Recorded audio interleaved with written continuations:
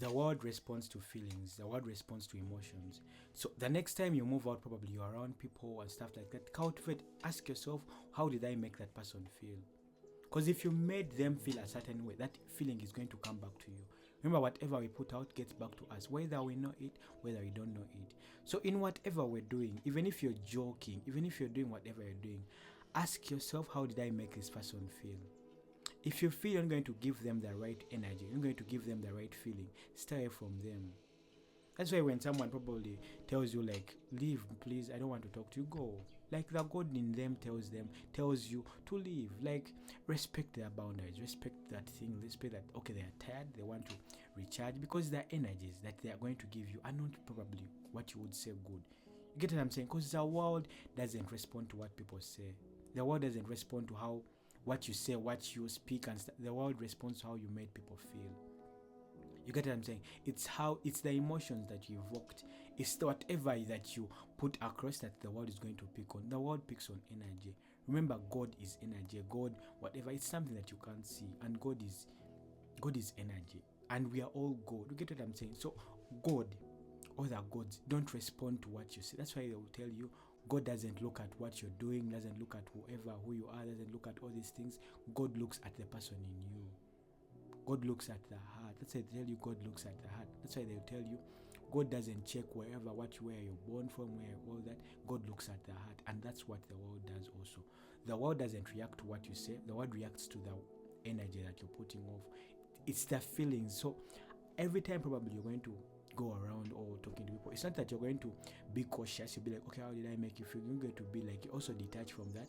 But if you've cultivated your energies in a way that you're not speaking things that probably are hurtful for you, because if you know this kind of information, you be careful with what you speak. You be careful with the people that you're going to entertain. You be careful with the environment you're going to be in, because in some places you're going to speak something and someone's going to get it the wrong way. It's not your fault, it's not the other person's fault, but that's how they felt. So, and you can't control how people feel. The only thing you can do is control yourself, control how energies are going to flow. So control what you're putting out. So if what you're putting out is from pure intentions, it's okay. Even if the other person takes it the wrong way, nothing will happen to you. Let's say they will tell you there's some people that you can't bewitch because their energies are right. Like nothing can ever come to them. You get what I'm saying? So you cultivate or elevate yourself in a way that you've raised your energy, whereby for you your energies are coming from a place of pure intentions. It doesn't matter if the other person has whatever they have, but I'm telling you this, if probably you've elevated yourself to that level, in most cases you will never attract people that are not in the same frequency. If you attract such people, then the universe is testing you. The universe is trying to teach you something. Perhaps that person wants to learn or pick something from you. That's why the universe has built them. So you understand such things and you be like, okay, it's okay. So you just work on yourself and elevate your energies to a place that you want everyone to be, because you can't change them and people respond to energies. So make sure in whatever you're doing, is it cultivating like energies, and what are the good energies? Frequencies of love, frequencies of hope, frequencies of peace. That's why I feel bad for certain people that probably are praying. They spend hours and hours praying. They spend hours in churches and they're not getting what they are getting because their energies are not right. And they wouldn't even pick on such information, because sometimes this information is called like the new age, or some information is called like, okay, these people like are in the world, these people are not like holy, because the indoctrination in their brain is still things like God is out of them, and like yet everything like we're influenced by our own self. So look at your emotions, look at your feelings, respect them, respect how you feel. If it doesn't feel right, you're right. If you feel the vibe is off, you're right. Respect it and listen to it. That's why you land in places whereby, okay, my heart told me not to go, but then I insisted and went and see what happened. And even if probably nothing happens, it's still okay.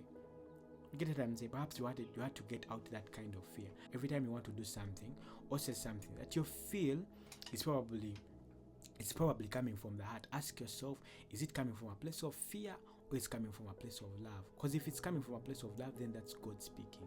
But if it's coming from a place of scarcity, if it's coming from a place of insecurity, then that's not God. That's some other thing, some other person called Satan, devil, or just your negative energies. You get what I'm saying?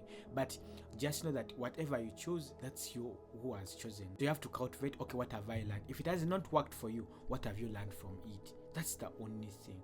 So you Go cleanse, work on yourself, and the best thing is internal. Because even if you do these baths, even if you do these rituals, when your intentions are not pure, let's say you're supposed to have faith, and this is something that we've talked about all throughout like the entire journey of healing. Because the journey of healing is supposed to believe that you're going to heal.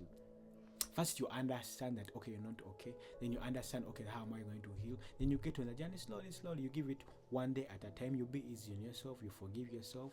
You do all those things, and eventually, you catch up with who you're supposed to be, and that's God.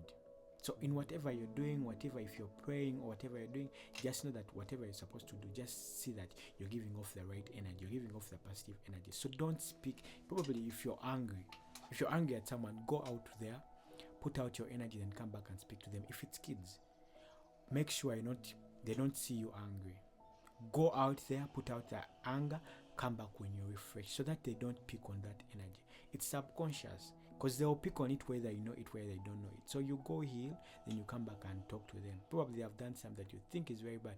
Go lock yourself in the room, come back and get what I'm saying, so that they don't get that kind of energy. So that's why when someone probably wants to take a step back or this, I think it's okay, let them be, because the God in them feels they need to heal, they need to fast, relax, work on their energy, so that they can come speak to you with energies that they feel they're going to create something that's good for both of you, so that they don't create things that they don't understand, that they don't create things that they'll regret later on. Peace.